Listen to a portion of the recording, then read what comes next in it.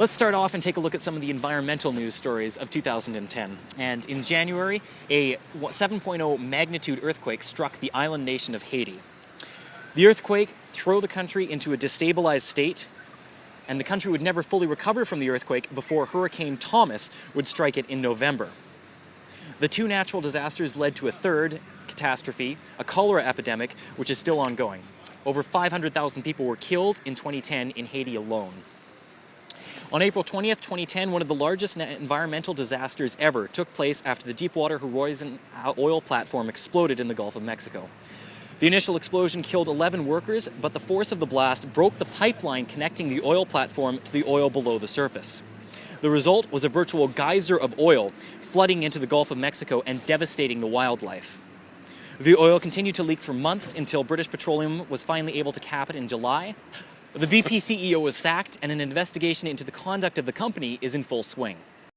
In April of 2010, an Icelandic volcano erupted, sending a great pile of ash into the atmosphere.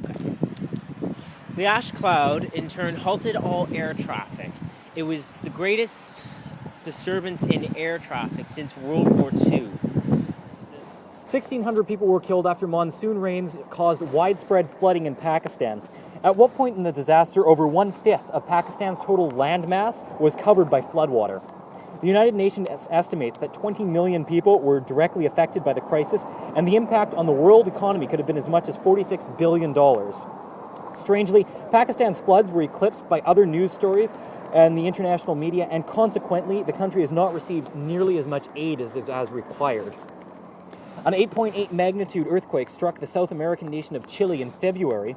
This earthquake was much more powerful than the one that struck Haiti, but the better building construction in Chile kept the death toll much lower. 497 people were estimated to be killed in that disaster. 240 people were killed when Mount Merapi in the Philippines erupted. The volcano displaced thousands and spewed lava, destroying a village. By November 11th, the volcano's activity has dropped to a decreased level. In February, the 2010 Winter Olympics opened in Vancouver, BC, Canada, and after a few glitches at the opening ceremony, the event went off without too much of a hitch. The Winter Olympics cast the international spotlight on Vancouver's downtown east side, but sadly, living conditions in much of Canada's poorest postal code remain unchanged to this day. In 2010, the FIFA World Cup was held in South Africa. In the summer of 2010, the sporting event will likely be the best remembered on the controversy over the vuvuzela, a type of South African noisemaker, and Paul, the psychic octopus, who successfully predicted the winner of every match in Germany ever played in. Politics now, and the online whistleblowing website WikiLeaks gained notoriety in 2010 after founder Julian Assange released literally thousands of government documents to the public. The classified documents covered everything from reports of torture in Iraqi prisons to diplomatic communications between leaders. Assange was arrested in Britain in December after Swiss authorities served an arrest warrant due to sexual assault allegations. Assange is also wanted by the United States. That country is playing with the idea of an espionage charge. The WikiLeaks site was pulled from Amazon.com's servers and has lost support from PayPal, Visa, and MasterCard after alleged intimidation. The reclusive nation of Burma, formerly known as Myanmar, experienced some serious political activity in 2010. For years, the country has been ruled by a military dictatorship, but in 2010, Burma held its first general election. The election was widely regarded as a sham, with the military's candidates largely being the only ones elected, but it shows that the reclusive nation is at least concerned about its image abroad. After the country's elections, legendary pro-democracy leader Aung San Suu Kyi was released from house arrest, where she had been held for over 10 years. The uneasy truce between North Korea and South Korea soured in 2010 after a South Korean Navy ship sank in March. The subsequent investigation implicated North Korea in the event. Later in the year, North Korea fired artillery shells at Yongpyong Island, which prompted a military response from the South and condemnation from the international community.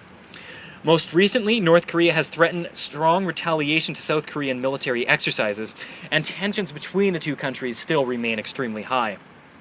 In May, 9 activists were killed after an aid flotilla determined to break the Israeli blockade of Gaza clashed with Israeli naval forces.